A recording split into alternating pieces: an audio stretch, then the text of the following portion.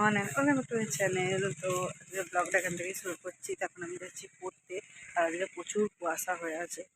চলো এখন পড়তে যাই, এসে তোমাদের সাথে কথা বলি।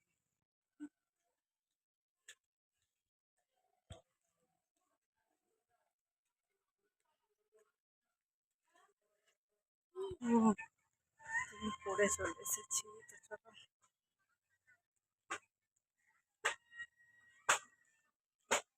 প্রচুর খারাপ, এখন 10টা বাজে, 10টা না সরি 11টা বাজে, তাও ওয়েদারটা একদম কি অবস্থা হয়ে আছে। 11টা বাজে, আমি পড়ে আস্তে আস্তে 11টা বেজে গেছে, কিন্তু ওয়েদারটা একদম বিশাল খারাপ।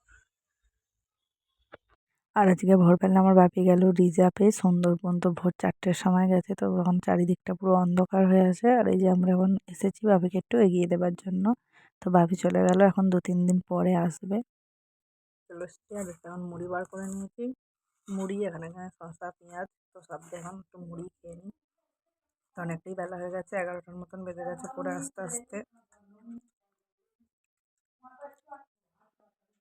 এই যে খেয়ে নিয়ে এখন ছাদে চলে এসেছি। ছাদে প্রচুর ঠান্ডা আমাদের এখানে, নিচে নিচে একটুকু রোদ লাগছে না, আর প্রচন্ড ঠান্ডা।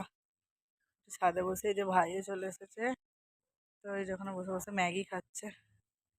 তো চলো কি আর করা যাবে, ঠান্ডাতে ছাদে বসতেই বেশ ভালো লাগে, নিচে তো প্রচুর ঠান্ডা। কি গো বলো, যাই কি?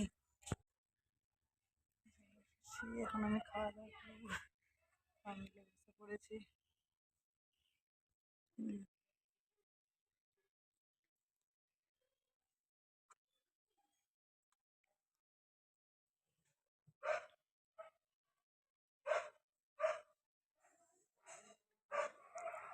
তো বেরিয়ে পড়েছি এখন পড়াতে যেতে।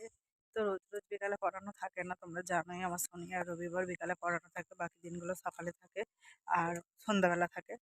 তো আজকে রবিবার, তো যাচ্ছি এখন পড়াতে। তো চলো যাওয়া যাক পড়াতে। গেছে তো সেজন্য আজকে আর পড়ানো হয়নি, তোমার ছুটি হয়ে গেল আজকে, তো সেজন্য আবার বাড়ি চলে এসেছি। আজকে আর পড়ানো নেই, তো চলো ঘরে গিয়ে এখন একটু ফোন ঘেঁটে নিই। তো এই যে বিকালে এসেছিলাম, এসে একটু ঘুমিয়ে পড়েছিলাম, তো বেশ অনেকক্ষণই ঘুমিয়েছিলাম। তো রাত 9টা বেজে গেছিলো উঠতে উঠতে, সন্ধ্যাবেলা উঠিনি। তো একদম রাত 9টার সময় উঠে আর আজকে মুড়ি খাচ্ছি, তো মুড়ি দিয়ে ডিনার করে নিলাম। তো আজকে রুটি আর খাইনি।